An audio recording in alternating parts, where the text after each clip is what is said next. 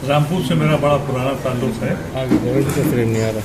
मैं 1970-71 में मेरी यहाँ शादी हुई थी रामपुर में। मेरे ससुर का नाम इंतकाल हो गया, उनका नाम था अब्दुल जब्बार खां, इंजीनियर के नाम से मशहूर थे। मैं आखिरी इलेक्शन यहाँ सन मुर्तज़ा अली खां का इलेक्शन लड़ाने आया था 74 में या 72 में हो गया। उसके बाद मैं रामपुर नहीं आया इलेक्शन के सिलसिले में।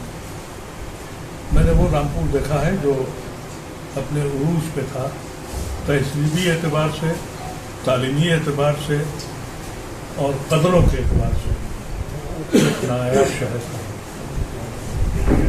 मैं इसलिए आया हूँ कि ये 2024 का इलेक्शन, मैं इसको इलेक्शन नहीं मानता। ये एक रेफरेंडम है कि ये हिंदुस्तान बचेगा या हिंदुस्तान ख़त्म हो जाएगा। दो फोर्सेस काम कर रही हैं। एक तबका ये है कह रहा है कि हम कॉन्स्टिट्यूशन को बदलेंगे, और एक तबका वो है जो ये कह रहा है कि हमारे ख्वाबों का जो हिंदुस्तान गांधी, नेहरू और आज़ाद ने बनाया था वो ख़तरे में है। वो इस हिसाब से ख़तरे में है कि अब इंसानियत इस हद तक गिर गई है कि इंसान इंसान को मार कर जश्न मनाता है और एक मखसूस कम्युनिटी को परेशान करके उसको दबाकर इलेक्शन लड़ता है और हाकिम वक्त बनता है।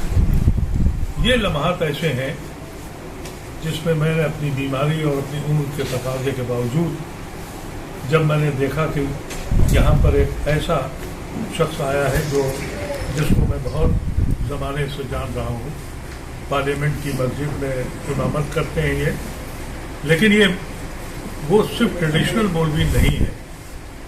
ये इन्होंने जामे मिलिया इस्लामिया से पोस्ट ग्रेजुएशन किया और पीएचडी भी करने जा रहे थे, लेकिन अभी तक नहीं की उन्होंने, जिसका मुझे दुख है। और ऐसे शख्स को मैंने देखा कि रामपुर में वो आए हैं। तो हम सब लोग जितने भी हमारे साथी हैं, नायब इमाम जमात इस्लामी के तशरीफ आए हैं, प्रोफेसर वी.के. त्रिपाठी हैं, हमारे दया सिंह साहब हैं। एक बात वाज़ेह कर दूं कि मैं किसी पार्टी का मेंबर नहीं हूँ। मैं हिंदुस्तान, जो मेरे तसव्वुर का हिंदुस्तान था, वो हिंदुस्तान कहीं खो गया है। मैं इसलिए आया हूँ कि ऐसा ना हो कि मेरी नस्ल तबाह हो जाए और लोग सिर्फ और सिर्फ मजहब के नाम पर इस मुल्क को बांट दें और कतरा कतरा करके तोड़ दें। ये आखिरी इलेक्शन नहीं है बल्कि रेफरेंडम है।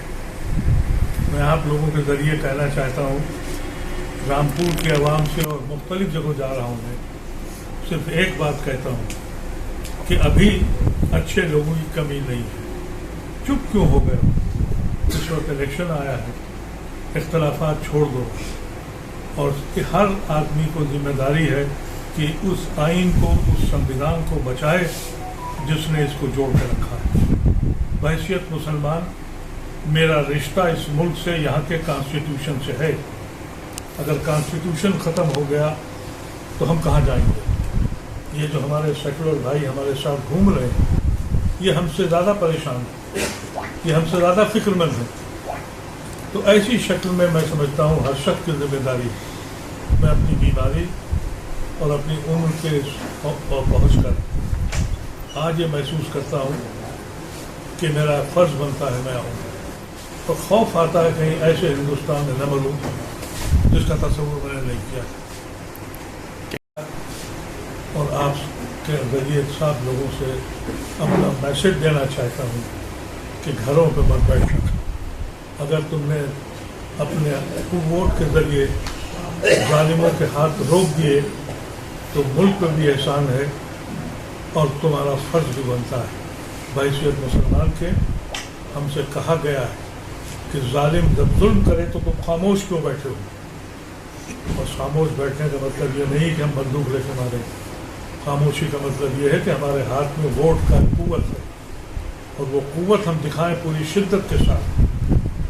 और हमको ये दिखाना होगा कि हिंदुस्तान एक सांझी विरासत, हिंदुस्तान की जो सांझी विरासत है, ये दो कौमों का सिर्फ जोड़ नहीं है बल्कि दो तहजीबों का संगम है, वो टूट रहा है। इसलिए पूरे हिंदुस्तान में हम लोग कोशिश कर रहे हैं, अपनी आवाज़ पहुंचाते हैं, कभी सोशल मीडिया के जरिए, कहीं हिम्मत पड़ती है तो वहाँ खुद भी जाते हैं, क्योंकि जो कौमें डर जाती हैं वो कभी मंजिल नहीं पाती।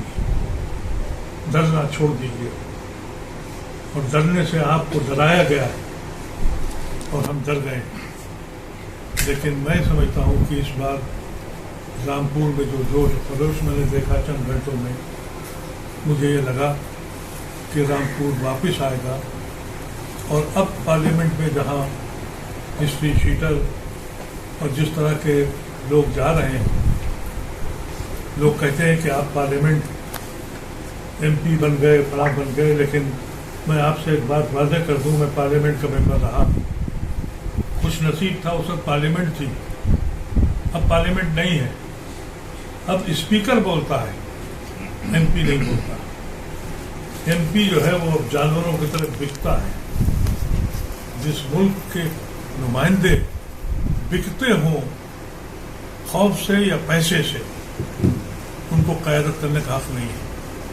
तो एक ऐसा शख्स आया है जो यकीनी तौर पर बिकेगा नहीं, इसलिए कि उसने कुरान को पढ़ा भी है और कुरान को समझा भी है। उसको मालूम है कि उसकी जिम्मेदारी क्या है।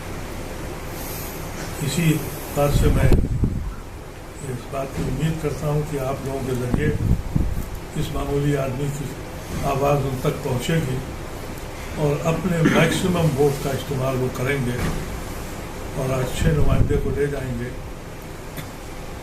जो हमारे पार्लियामेंट को बचा सके, हमारे मुल्क के आइन को बचा सके और हमारे उन सैकड़ों हिंदू भाइयों को बचा सके जो आज हमसे ज़्यादा परेशान हैं।